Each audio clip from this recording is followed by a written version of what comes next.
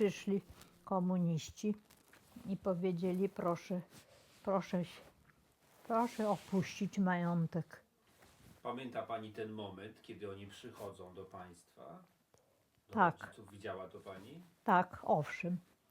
Myśmy siedzieli w tym małym domku, gdzieśmy tam już mieszkali, bo we dworze mieszkał dzierżawca.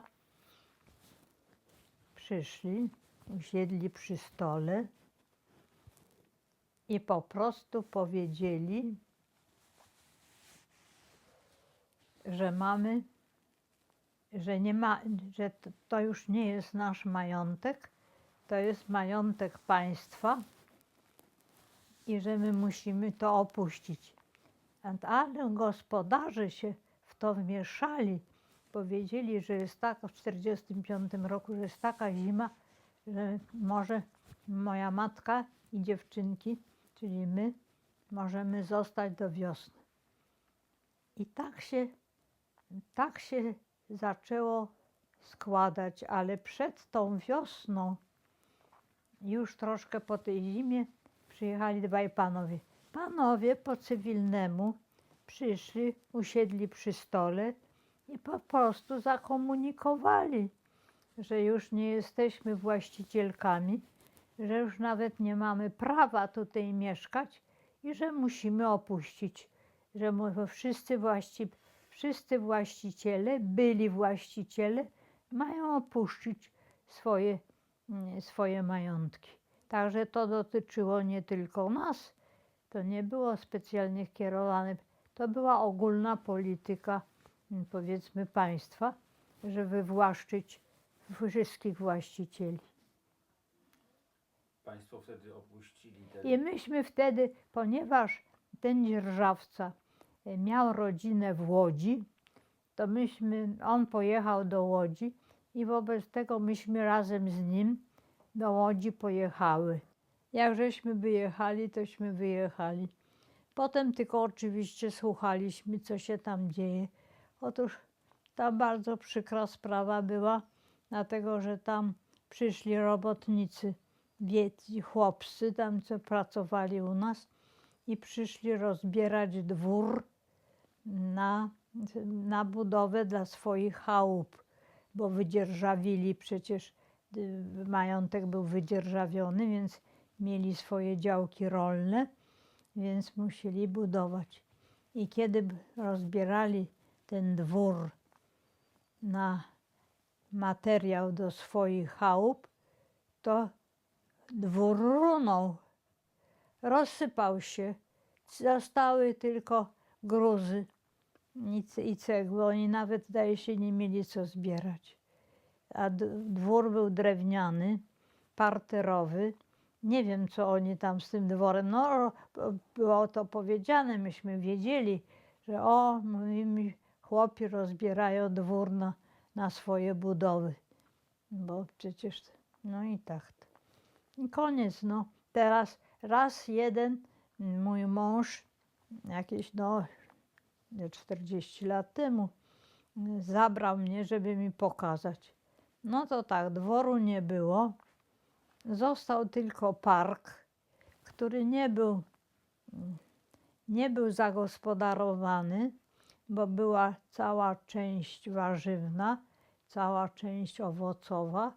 Bardzo piękne tam było, ale no to wszystko niestety, to wszystko, nie wiem, czy tam ktoś się tym zajmował, czy nie.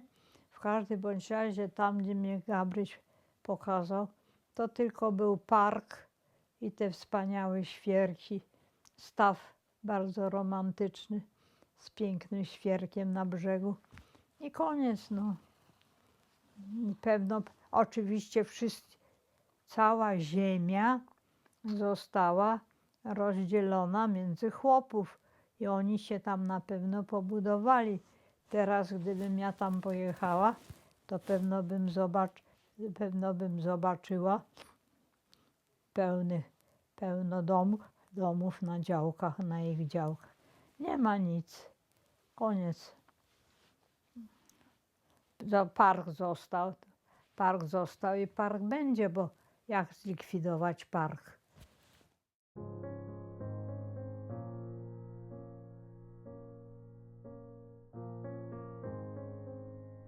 Matka była jedyna osoba, która się nie bała wrócić do Poboża. Z tego Kozłowa pojechała z Rosjanami do osiadła w Żychlinie. Też Zura była tak zamarznięta, bo ten mająteczek, w którym byliśmy w tym Kozłowie, był ślicznie położony.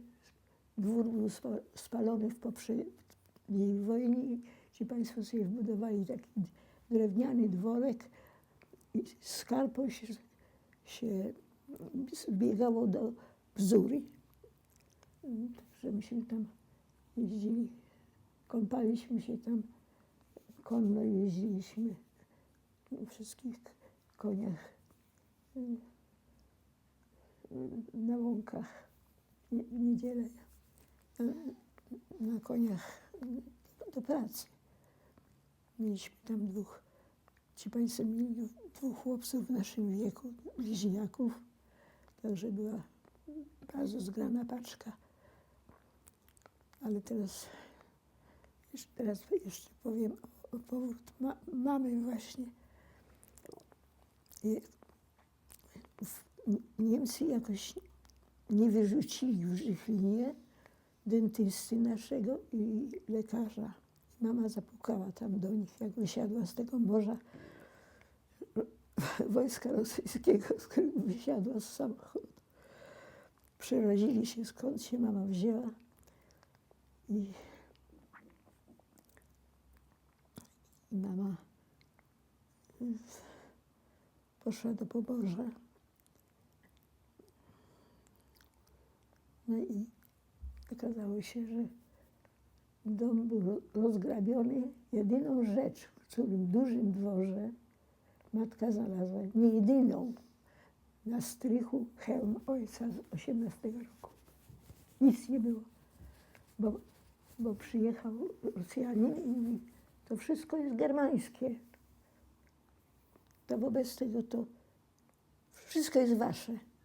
I ludzie z czworaków, wszystkie meble, dokładnie z całego dworu, bo jak Niemcy wyjeżdżali, no to zostały przecież wszystkie. No to,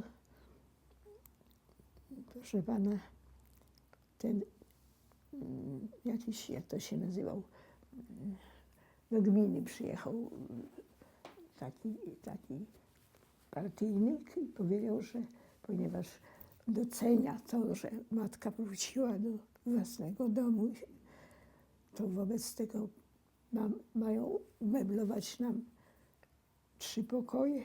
Zamieszkaliśmy w małym dworku. No i wtedy zaczęła się mamy spacery te 18 kilometrów, żeby szukać pracy w Kutnie. I mama została, ponieważ miała zresztą zaświadczenie, ponieważ w banku handlowym w Warszawie prowadziła kuchnię dla 600 osób, dla bankowców, potem dla powstańców też przychodzili, odbierali obiady dla 600 osób. Bank miał ogromne zapasy. I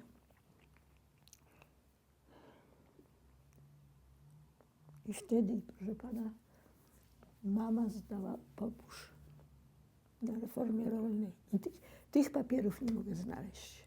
Co to znaczy, że zdała popusz na reformę? No, proszę Jak to pana, wyglądało? Pamięta pani taką tak, sytuację? tak, musiało być spisane wszystko. Ile w stodołach czego jest, ile koni, ile krów, ile świń. Wszystko było spisane.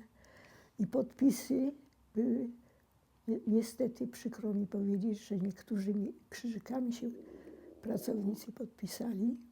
I nie mam tego dokumentu. Ten dokument chodził, może pan słyszał albo widział, po całej Polsce była wystawa, taka gablotka. Ja tutaj siedziałam przez 2 tygodnie w Poznaniu, byłam w zamku. I to był jedyny wypadek, że właściciel zdawał majątek.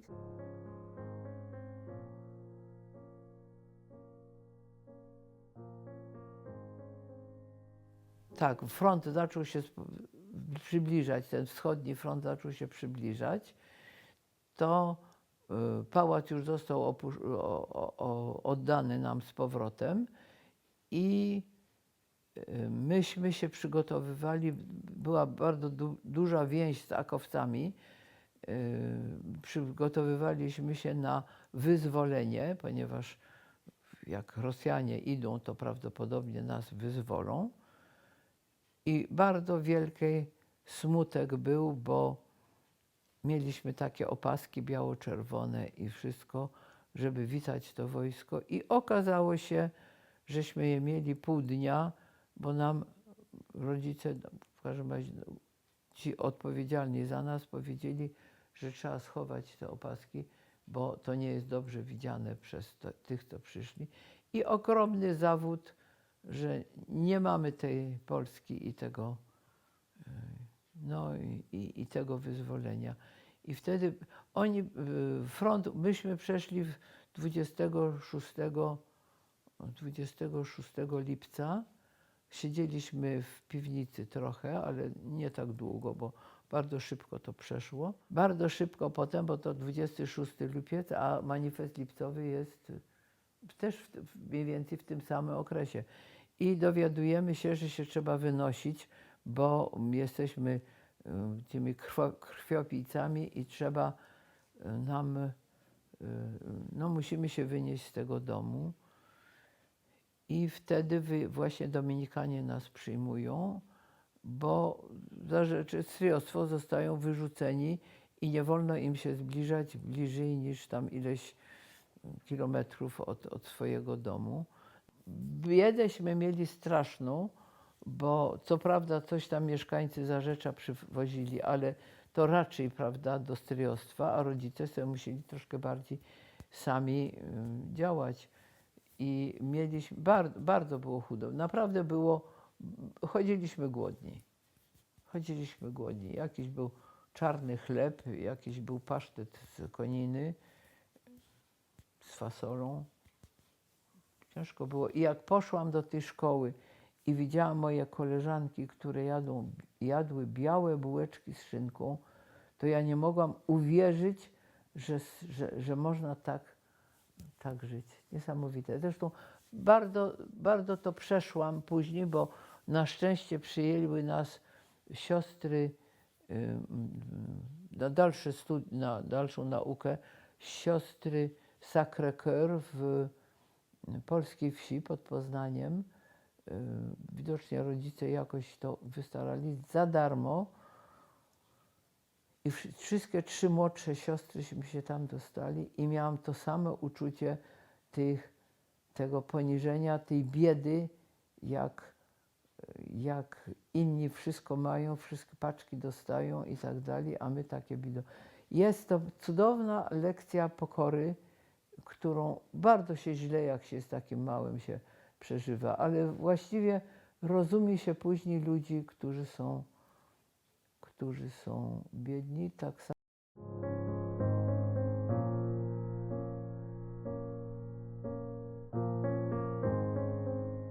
Przychodzi taki moment, że nastaje władza ludowa, tak? Niemcy uciekają. Tak. Państwo tu, rozumiem, zostają. Jest, no, był taki już w momencie, kiedy Niemcy właśnie zaczynali uciekać. Był tu wtedy u nas jeszcze kwaterunek. Z tym, że to byli już tacy ostatni, takie młode chłopaki zostawione na zatracenie. Pamiętam ich w białych takich, no bo to zima była, więc w takich białych ochronnych ubraniach. No i to zostawili takich paru, którzy no potem niby uciekli, ale z tego co wiem, to ich już na szosie złapali. Niemcy uciekali to szosą Gdów-Myślenice, a za Rabą tamtą drogą już wkraczali Rosjanie. No i to też był bardzo miły moment, jak Rosjanie wkroczyli. No pamiętam na przykład taki obrazek, no bo dwór, no to oni to musieli przecież ten pan tutaj, mój dziadek z dużą siwą brodą, no krwiopijca. Zresztą nawet taką legendę chyba uknuli, że na tym stole knutem bił pracowników. No i pamiętam taką scenę, kiedy dziadek biedny tu w tym pokoju siedział, a oni przyszli pamieszczyka oglądać. I dziadek siedział na fotelu, a oni tak naokoło, zaglądając mu każdy w twarz. Jak też to wygląda, ten pamieszczyk. Coś pani jeszcze pamięta więcej z tego momentu? Z momentu wkroczenia Rosjan. No właśnie, oczywiście też zaczęli kwaterować tutaj, mieszkali tutaj.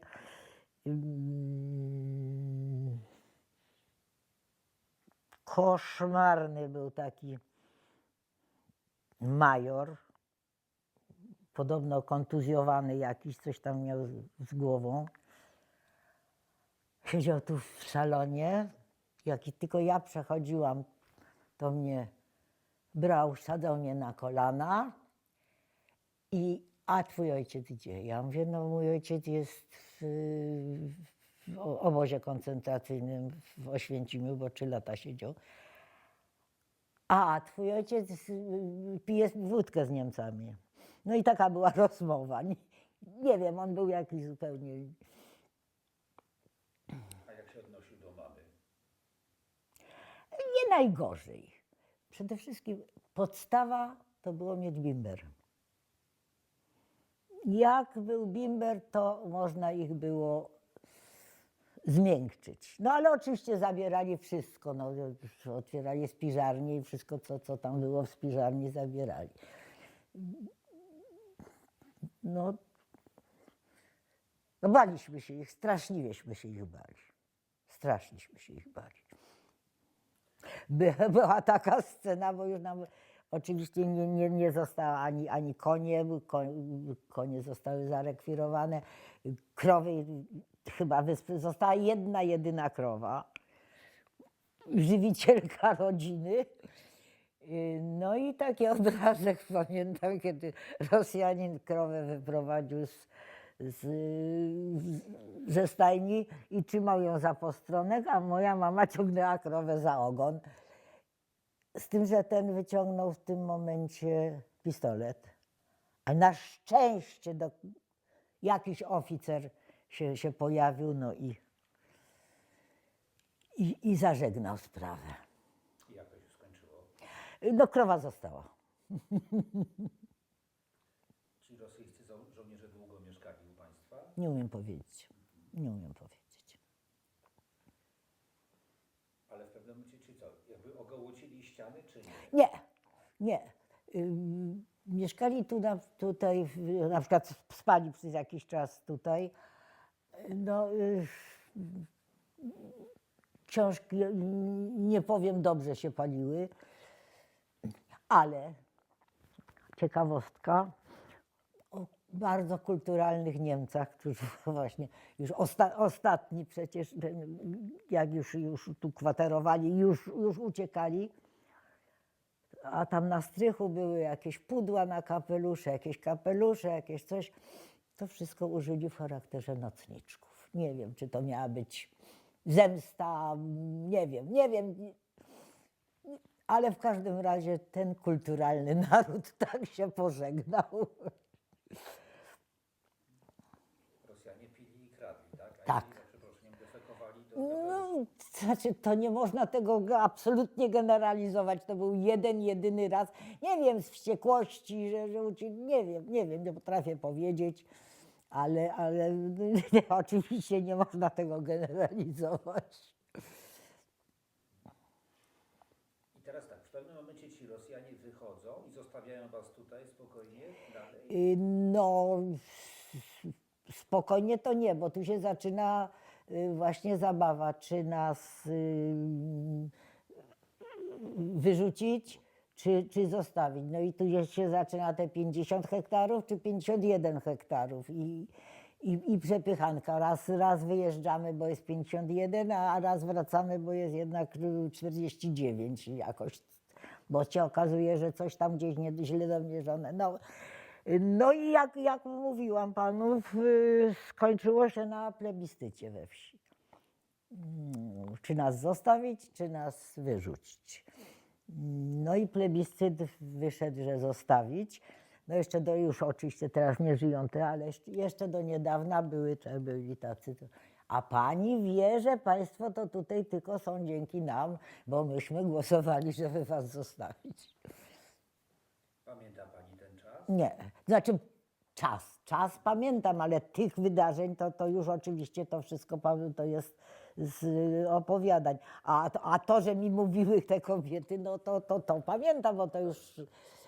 Natomiast sam ten okres, kiedy ci Rosjanie... O tych przepychanek może, co? Że wy musicie przyjeżdżać, wyjeżdżać. Tu przychodzi jakiś Tak. facet i mówi, czy to matka gdzieś załatwi, jak to się dzieje? No to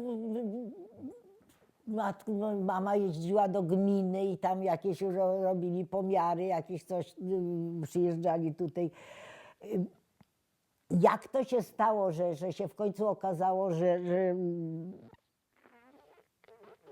że jest poniżej tych 50 hektarów, że coś było nadmierzone, że tak powiem, to tego nie potrafię powiedzieć. Natomiast no właśnie okazało się, że jest poniżej, no i wobec tego zostaliśmy po tym plebiscycie.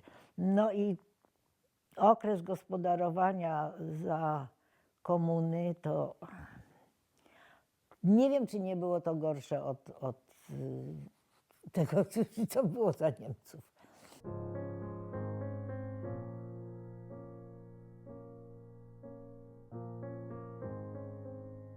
To strzelanie nagle się któregoś dnia się zaczyna, czy któregoś wieczora, no to my już tacy trochę tym przestraszeni śpimy w ubraniach, że w razie czego uciekać w ubraniu, a nie w piżamie. I rano o 7:00, tak, to było zima, bo śnieg leżał i takim rankiem nagle wokół domu pełno takich ludzików, którzy na piechotę po tym śniegu przychodzą.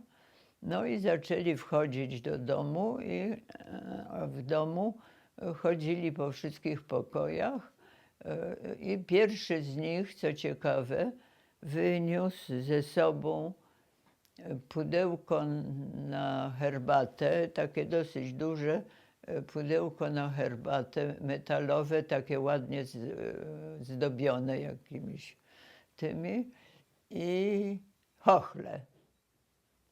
No a jak wiadomo, w domu państwa Włodków było sporo rzeczy cenniejszych, które ich nie interesowały. Potem się stwierdziło, że potłukli wszystkie konserwy szklanne, bo myśleli, że tam szukali alkoholu. I jedną rzecz na korytarzu leżał rozwalony taki duży metalowy pojemnik na narzędzia historyczne. Ja opowiadam, chirurgiczne. No i te narzędzia chirurgiczne tak się rozsypywały na tym korytarzu. Ja z tych narzędzi wybrałam sobie nożyczki do paznokci, które w świetnym gatunku bardzo długo mi służyły. No bo to był szpital wojskowy i były jakieś rzeczy tych rannych ludzi,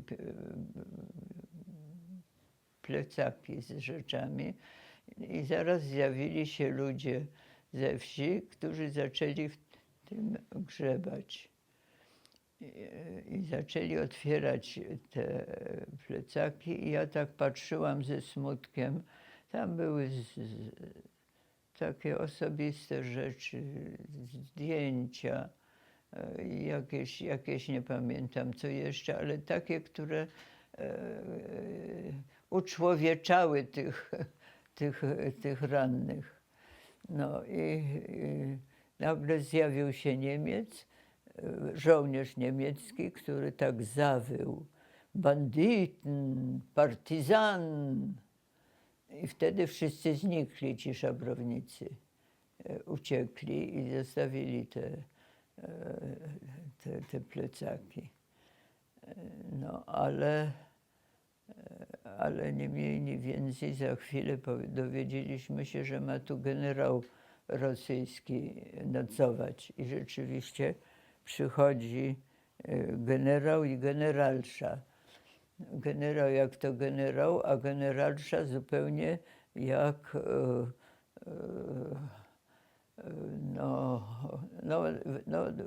wymalowana, wystrojona, przepiękna generalsza. I oni będą teraz tutaj spali. I przyszedł też pułkownik z rewolwerem, który z tym rewolwerem latał po domu i mówił, w który mebel gdzie dać, żeby generał i generalsza mieli ładniej. Więc robił takie porządki. I nagle, nie wiem, może godzinę to trwało czy coś, okazało się, że wszyscy wyjechali. Że już ich nie ma, ale moja ciotka siedziała i z jakimś politrukiem. Politruk ją indoktrynował o wyższości komunizmu i siedziała w salonie i z nim rozmawiała i patrzy przez okno, a tu ciężarówka ostatnia wyjeżdża.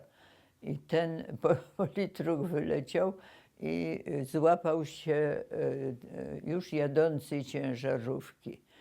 I pomyślałam sobie, jaki tu porządek w tym wojsku, że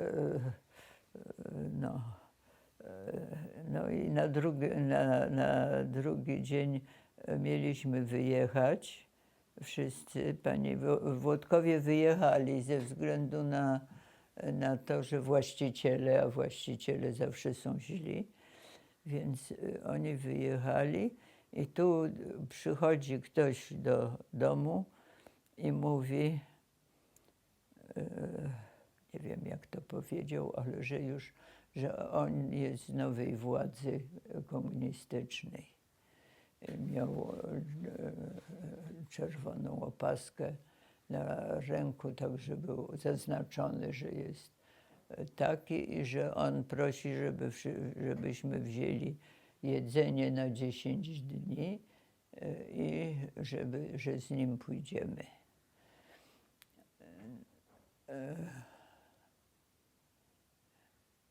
Nie wiem, jak to się przerwało. Aha, wyszedł krewny Włodków,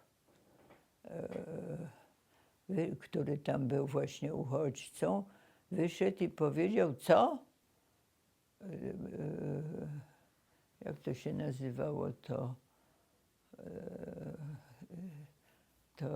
to przemianowanie własności. Reforma rolna. Tak, reforma, a może jeszcze jest jakieś słowo, w każdym razie on powiedział, co? Reforma? To ja tu jestem od reformy.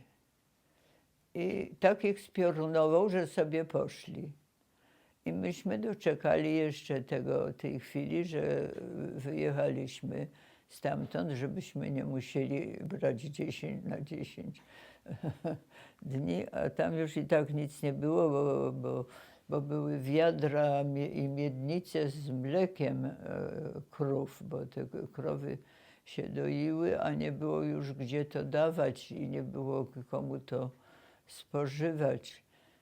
A potłukli konserwy wszystkie, także i potem z tym księdzem dojechałam do Zarzecza. Wiedzieliśmy, że Rosjanie są wrogami przede wszystkim posiadaczy ziemskich. Więc jeśli ktoś coś posiada, to niech się teraz boi. No.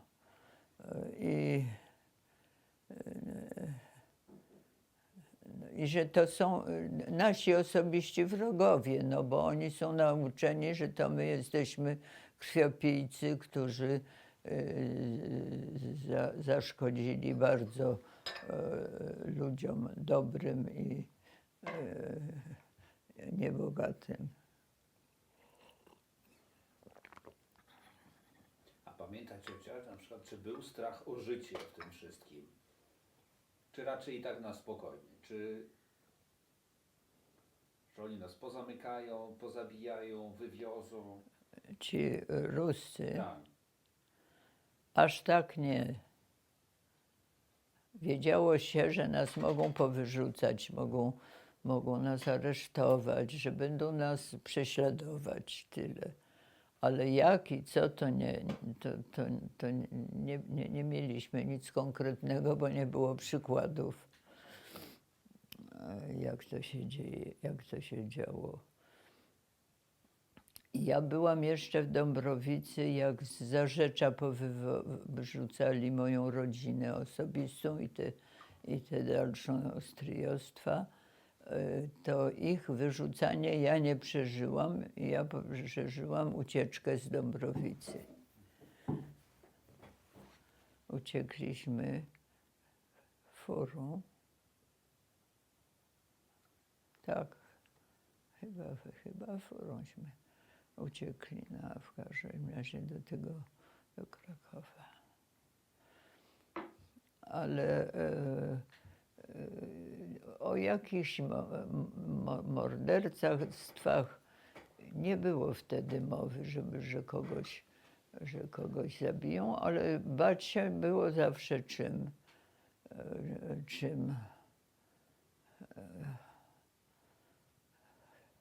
Ja przedtem przecież uciekałam najpierw przed Niemcami, a potem przed bolszewikami. No i wtedy wiadomo było, jeszcze byli Ukraińcy po drodze.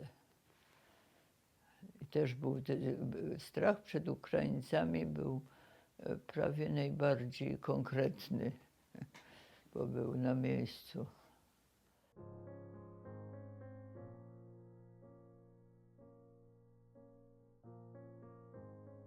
Pierwsze zetknięcie z władzą ludową, mianowicie właścicielem dóbr w Przyszowej to był pan Żuk-Skarszewski, który według relacji niesłychanie lubiany i szanowany na wsi, tragicznie zatruł się przed jakimiś tymi gazami spalinowymi z maszyny jakiejś rolniczej i zmarł, zostawiając żonę z małym dzieckiem i w poważnym stanie. Dziecko się urodziło chyba właśnie no, na tym przełomie już przyjścia władzy ludowej.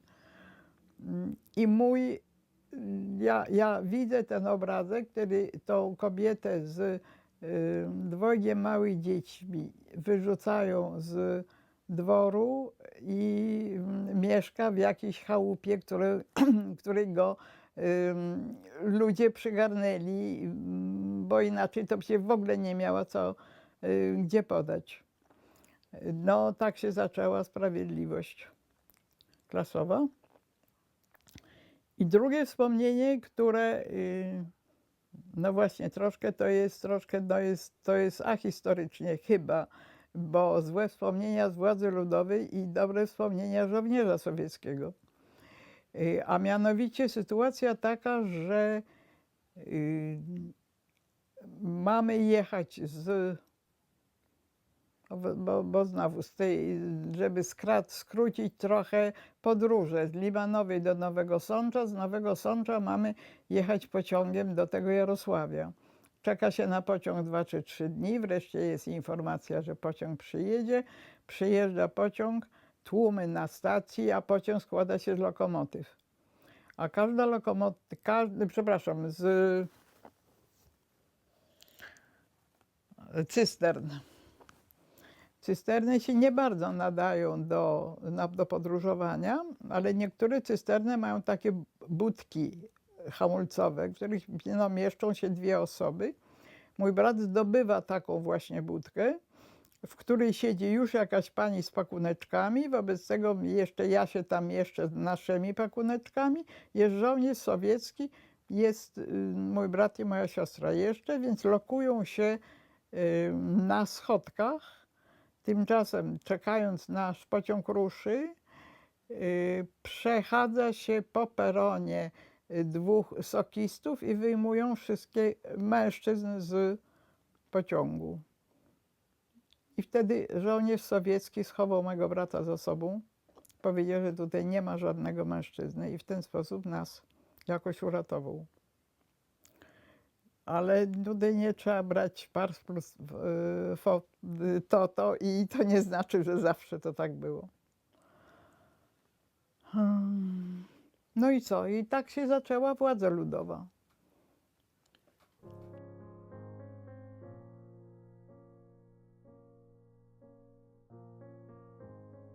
Potem wkroczyła Polska Ludowa. Do pani Dąbrowskiej, że to już należy do ludu polskiego, pani Dom, i proszę się wynosić. Myśmy tam byli i tam że dużo ludzi było, minus mężczyźni, prawda? Wyszedł milicjant i jakiś facet. I tam, ja szczegółów nie pamiętam, ale wyrzucili ją. Parę walizek i wyrzucili ją.